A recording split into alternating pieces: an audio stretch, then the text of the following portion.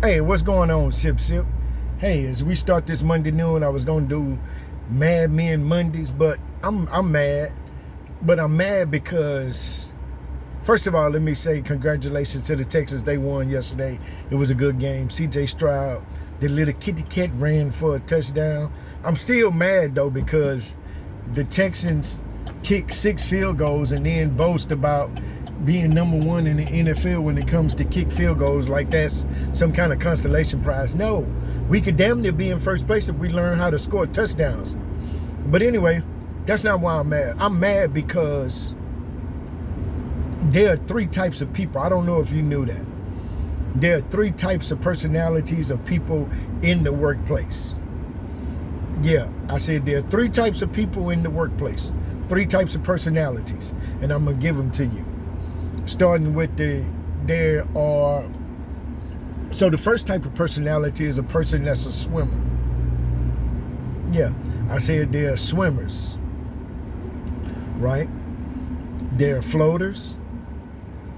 Yeah, floaters, and then there are anchors. So let's start with the last one. So an anchor is just what it names entails. An anchor is somebody who, when you put them in the water, they're going to sink down and go right to the bottom. They're not going to float. They're not going to swim.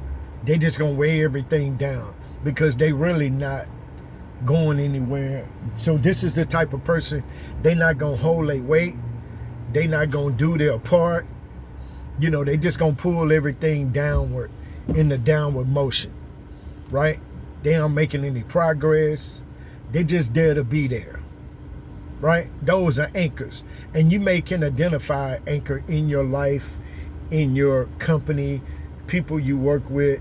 You know, you may be able to identify some anchors. These are people, like I said, they're just going to pull everything down. They aren't there for progress.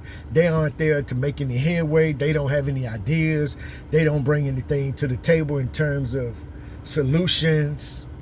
You know, they're just there to collect a paycheck. Right? And I don't know if it's in them or if they know. Well, most of the people know the anchors because they just doing enough to get by. Right? They typically are complainers, people that just, you know, they just anchors. They just pull everything down. Then you have the people that are called floaters. So your floaters are people that will just go along with the program. You understand what I'm saying? Your floaters are people, they aren't gonna pull everything down. They will do just enough to get you by. They'll do their part. They may not do it to 100% or to the fullest of their capability, but they're gonna do something. They may do the bare minimum type people. They are bare minimum type people, right? They aren't gonna do much. They're not going to make no headways. Whichever way, these are the path of least resistant type people. They don't want to make any waves. You know, if this person say, well, I like this and I think we should do that. Oh, yeah, that's the way we should go. Or this person over here has a little more credibility than that person. I think we should do it like this. Well, I agree with you, Bob. We should do it that way. You know, those people, they aren't trying to forge a new path. They aren't trying to make a name for themselves. They gonna just, wherever the wind takes them or the tide or the current, that's the way they gonna go. That's these types of people. And then the last type of people that you have in your workplace are people that you want on your team. These are the people like myself. These are swimmers. These are people that are gonna make some shit happen. You understand what I'm saying? These people are the type of people, they gonna go get it. They not gonna ask you for permission to do it. They just gonna go make it happen. Yeah, this is the type of person I am. I'm just gonna make it happen. So case in point, you know what happened today, and I'm more perturbed, big word, I'm more bothered by the appearance or what was said more than what it is, because my thing is that if you're not talking about me, then I must not be doing something right. Right? So swimmers are people that just gonna make things happen. So they're not gonna ask permission. They know what the mission is. They know what the outcome needs to be. They're gonna do their best and do their damnness and work, without you knowing it, without you seeing it, without all the fanfare. They just gonna go get it done. You understand what I'm saying? They gonna write the mission statement. They gonna put the presentation together. They gonna give everybody their slides and say, hey, here's the presentation. There's 12 slides. You have 2, you have 2, you have 2. And then there's a general consensus of 6 slides. I've already put the stuff together. Here are your 2 slides. If you want a different picture, put one in there. You understand what I'm saying? If we were working on the presentation, they just gonna go do the work and they gonna give you your part and they gonna put it together. They're not gonna wait for you to say, well, I think we should put this slide. They just gonna get the shit done. We can talk about that later you understand what I'm saying? But they just gonna go get it done. Those are your swimmers. Those are the people that push shit forward, that make people want to do what needs to be done. They're the people that are asking questions, that are asking people and making and holding people accountable. These type people. So today, I had one of the interns start. I'm gonna just give you a scenario because this is Mad Men Mondays and I'm technically not mad or bothered by it. It's funny to me because I'm a swimmer. I don't give a shit. I'm not asking for permission. I'm just gonna make it happen type person. But what happened today is that one of the interns started. Right? So I had the intern in my office.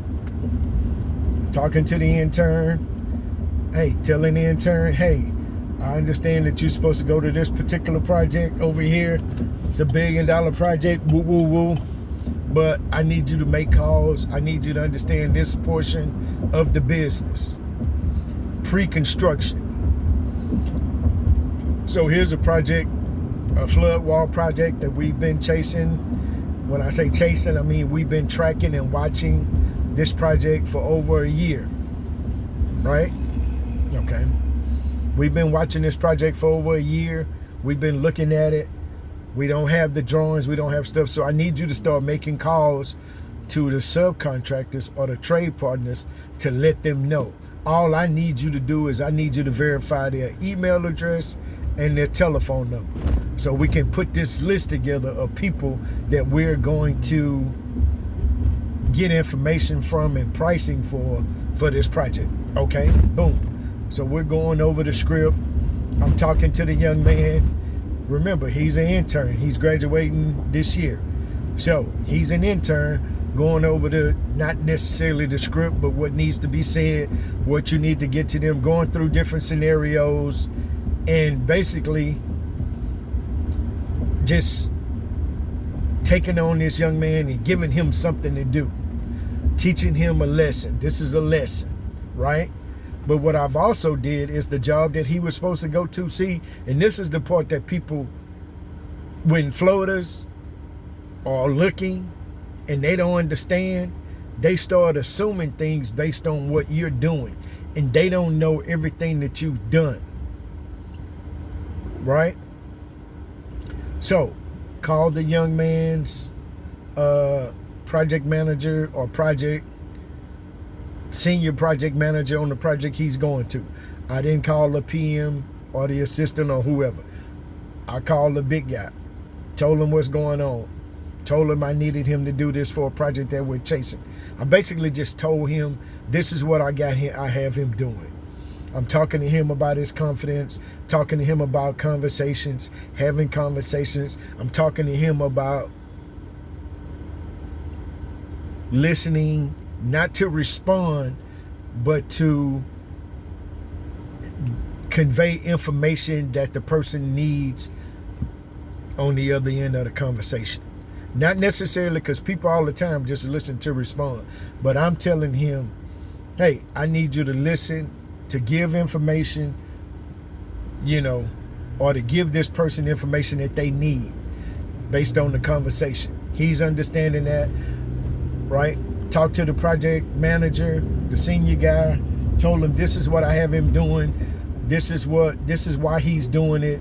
I need him doing it today and tomorrow. We're practicing today. Tomorrow he can start making calls, more calls. He understood. He said, okay, are you going to bring him over here? Yeah. I'm going to have him meet me at my project.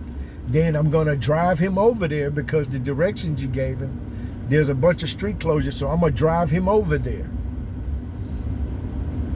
Okay. Good. Already talked through that. Okay. Then we get to talking. Then we talk with his senior, the senior person over the senior guy I talked to. Comes in, meets the young man, and says, hey, I'll be on the project with you, blah, blah, blah. I see you already in here with them. Are you going over there tomorrow? I said, hey, I'm going to bring him over there tomorrow. Good, okay. Boom, boom, boom. Woo, woo, woo. You in good hands. I'll see you tomorrow. I may not be there long. I may not get there because I have meetings. Okay, good. Now he's met this person, the most senior person there. I've already talked to the senior guy. Boom. Already explained to them the situation. So then we're just going on about our business. So then I'm going to the kitchen or to the break room or to go speak to somebody in the other portion of the building. And then my VP comes and says, hey, can I talk to you? I'm like, yeah, what's going on? Oh, I want to talk to you. So we go in his office. I close the door. I say, what's up? Well, I just wanted to talk to you because some people thinking somebody thinks that you have taken the intern and they said that now he's working for you. And I'm like, what? I said, what? Who? I didn't even care to know who said it. I just wanted to know what they were saying. Well, they said that you took the intern and now he's working for you. I said, just so you know, he's not working for me. He's working for us. Because I'm just training him on phone etiquette, how to call, how to have a conversation, because I'm going to have him call and verify these email addresses, telephone numbers, name, contact information, company information for the project that we'll be looking at the end of the month. Oh, okay. Yeah. Also, I've already talked to the person that's over the project he's going to. Oh, you did? Yeah. Well, what did they say? They said, okay, bring him over here tomorrow. We'll carve out a space for him where he can make the calls for you. I said, okay, thank you. I just need him to make these calls tomorrow, and then on Wednesday, you know, he can get acclimated tomorrow. I'll bring him over there, get him acclimated, but I need him to make those calls tomorrow so I can get the sheet back from him tomorrow by the end of business. Oh, okay, yeah, that's no problem. We'll have a space for him, and then he can do his calls from there. I said, okay, cool. I'll see you tomorrow. Okay, thanks. That was him. So when I explained to my vice president, hey, I've already talked to this person. I've already talked to this person. I'm bringing him over there tomorrow. You understand? Oh, okay. Yeah. So when people aren't swimmers, then he says, oh, okay, well, I just wanted to make sure, but I already knew that you had it taken care of. So when people aren't swimmers or they don't have a swimmer's mentality, only thing they say, well, he's stepping on my toes, or he's doing this, or he's taking on, you know, responsibility to do this. No. I interviewed the person. I recommended him. So therefore, it's my duty and my responsibility to make sure that he's successful. One of the things that you have to do in construction, if you're going to be a swimmer, is you need to be able to have conversations with people, even if they're difficult. So the first thing I need him to understand is he needs to be able to have conversations without reservation, or feeling hesitant, or feeling bothered, or feeling some type of way about having a conversation with a person. So I'm a swimmer. I'm trying to turn other people into swimmers. See, there are certain people that ask for permission. I ask for forgiveness because I'm going to just go get it done. So today is Mad Men Mondays. I'm not upset. I'm not mad. Well, I'm mad that we still kicking field goals. That's the Texans. But other than that, oh, and Trump, he's out here acting a goddamn fool. Can you imagine somebody coming in your backyard, into your house, and just take your husband and say he ain't your husband no more? Come here. You've been treating this lady. You haven't even been treating her the best. You over here got money stashed and you ain't been buying her the best. You've been over here shopping at Walmart for her, and we know you can take her to Macy's or the Bloomingdale's or the whatever. But you've been over here buying her these just fossil purses when you can get a Louis Vuitton purse, and then he snatch your husband and say you ain't running this house no more. That's how crazy this shit in Venezuela is. That's just how fucking crazy it is. But instead of just taking the husband, they take the husband and the wife and say, all right, kids, we're going to leave somebody over here to take care of y'all. Your mom and your daddy coming with us. Because I'm Trump. And I run this red hat gang, and we just doing whatever the fuck we want to do. Nobody's going to say nothing. Nobody cares. Or at least nobody's bold enough to stand up to me and tell me that I'm wrong. So I'm going to just do what the fuck I want to do until I feel like I don't feel like wanting to do it in no goddamn mode. Yeah, that's how this shit is. But I'll talk about that tomorrow. I just wanted to talk to you about Mad Men Mondays. 3 types of people: anchors, floaters, and swimmers. Hey, get your ass in the pool and let's get to swimming, man. It's 2026. What the fuck you waiting on? Permission? Come on, man. Sip, sip.